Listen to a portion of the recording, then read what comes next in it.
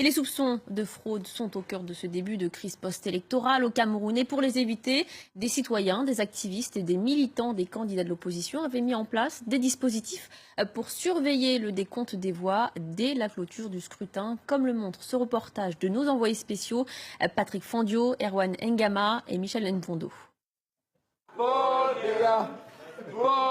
Devant des dizaines de témoins, l'heure du décompte, la nuit dernière, dans ce bureau de vote où la présidentielle se résume à un duel serré entre Paul Biya et Maurice Kamto. À l'intérieur, Emmanuel, qui a été désigné assesseur dans ce bureau, un simple électeur qui a tenu comme tant de Camerounais à venir surveiller le dépouillement pour éviter d'éventuelles fraudes. Tout ce qu'on a mis là sur le tableau, c'est ce qu'on a retranscrit ici de manière transparente. Ils sont là, représentant les partis politiques, et ils ont dit même que c'est l'un des meilleurs bureaux de vote.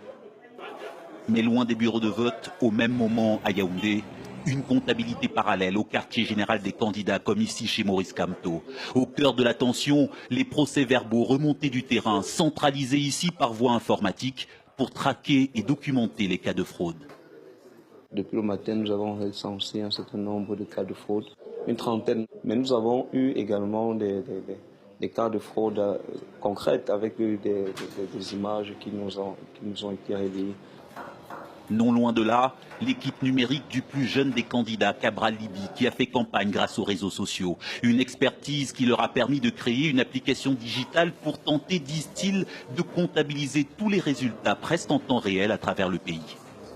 Très rapidement, elle permet de comptabiliser les résultats au niveau national, au niveau régional et au niveau communal. Enfin, plus on a les résultats et puis plus on est sûr qu'il n'y a pas des éléments de fraude. Voyez.